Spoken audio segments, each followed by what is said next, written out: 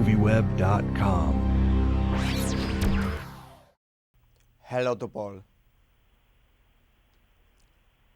Hello to Paul. I'll do it again. Hello, Paul. Sorry, I just Hello, can't get it Thomas. out this morning. Let me try one more time on that. Oh. Hello, Paul. Wow, sorry. Are you going again? Hello, Paul. We'll use that one. That was pretty good. Okay, hello, Thomas. How are you? Fantastic.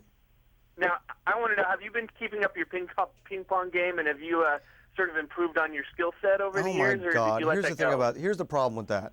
The problem with doing a ping pong movie is that then everybody's like, hey, so did you get good at ping pong? And then you say, because you're just bragging, you're like, yeah, I got pretty good because I got trained by like an Olympic ping pong coach.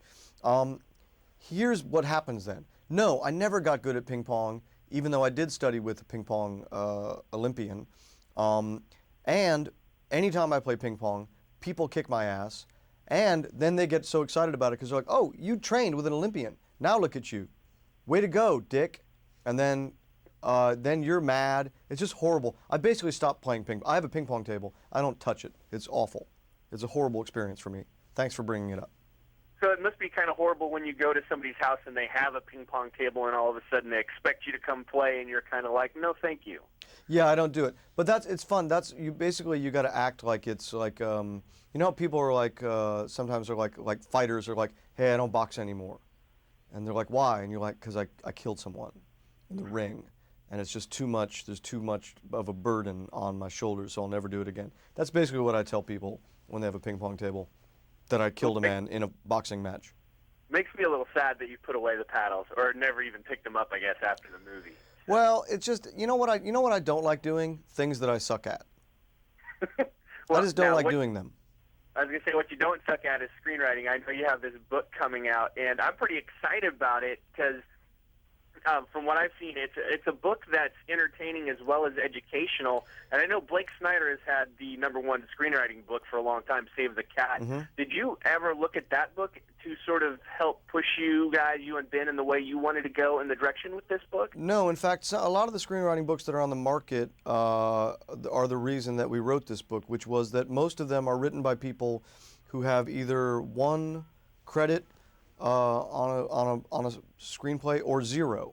The fact of the matter is most screenwriting books on the market are written by people who teach screenwriting, who have not actually written films or worked in the studio system at all, nor do they know anything about it. And so that said, I'll say our book is not to, if you want to write like art house movies that win awards, you know, if you want to write like My Life as a Dog or some super classy film that will be remembered forever, this is not a book about that. This is a book about writing huge blockbusters, and more importantly, it's about just staying working as a screenwriter in the studio system, which is a difficult task in itself and a bit of a minefield that needs to be negotiated. It's really brass tack stuff. I mean, we've had 8 films made, and I'm also the first person to say some of them were huge hits, some of them are movies I can't even watch. But that's sort of the point. It's when you're working in the studio system, it's very different, you know. So, and we know a lot about it, good and bad. So that's what writing movies for fun and profit is about. It's sort of honestly a reaction to all those other screenwriting books, really. Well, how does your expertise in that field sort of help or hinder you when you come on a movie like Bad Teacher? I mean, do you ever feel compelled to sort of tweak the script, or do you just completely leave that alone and focus on what you're there to do as an actor? Well, this is a fun movie because the script itself was already so wildly inappropriate. I guess is the best way to describe it. I mean, it's really an unapologetic film from, I don't know if you've seen it or not yet, but from like the very first thing that Cameron Diaz says to her fiance in the film, which is one of the dirtiest, weirdest lines I've ever heard in a movie, through what else happens. It's just like, it was already sort of so over the line that not that much needed to be added to it. That said, I think I added a little bit to it, but it was already sort of next level stuff. Well, yeah, in 1984, the movie Teachers came out, and that movie kind of tricked people into thinking it was a raunchy R-rated movie, and it really had a message behind it. And I have only seen the trailers for Bad Mm-hmm. Teacher. I'm wondering, is this the same kind of movie, or is this just a straight up fun? Here's what's you know, great. raunchy What's great R-rated movie? about during the summer, there'll be a lot of movies that are like fun for the family, where the main character like goes on a journey and like learns a lesson and becomes a better person. That's something that frequently happens in Hollywood movies. People learn and grow and become better people. None of that happens in Bad Teacher. The bad people win. No one learns anything. No one really hugs anybody. There's one high five that's given in the film, but it's after, I believe, right after Cameron Diaz says that she wants to sit on Justin Timberlake's face. So it's you know what I'd say is it's a breath of fresh air. And it's a good alternative to Cars 2, it sounds like. I would say it's probably just about the polar opposite of that movie. Yeah. Well, now for fans of yourself, which I am a huge fan of your acting career as well as your screenwriting career, I want to know, at what point do I need to walk into the theater to not miss you? Into Bad Teacher? How late can I be? I think you can come into Bad Teacher about 37 minutes into the movie. 37 minutes. But you're gonna miss some boobs if you come Really? in that Whose late. boobs are in the movie? I'm not gonna spoil that. But if you come in 37 minutes late, you'll catch me, and you'll see me do a bunch of nudity. But you will miss a really enormous pair of boobs that arrive before that. Wow, but Cameron Diaz isn't getting naked in this. I'm not gonna spoil that for you. So you might be tricking me into thinking I'm going to see Cameron Diaz naked, and it's actually somebody I don't want to see naked at all. I already told you that I was naked. Well, I've already seen you naked, so that's And not then gonna there's also someone else. You'll see.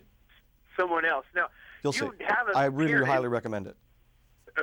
Okay, well, Yeah. I'm definitely going to check it out. Now, I want to know, you've appeared in quite a few movies where you're in it for maybe just a couple of minutes. Mm-hmm. Have you ever thought about putting together a mixtape with each of these scenes so fans can go to the DVD store and get this and not have to sit through maybe a movie they don't That's a like? all great of? idea. So like, it'd basically be like you have schizophrenia and you're just watching like crazy clips. Like, so it's like me in like Memento, and then me in like Hot Tub Time Machine, and then me. Oh my God, I don't even want to watch that. That's so depressing when I think about it.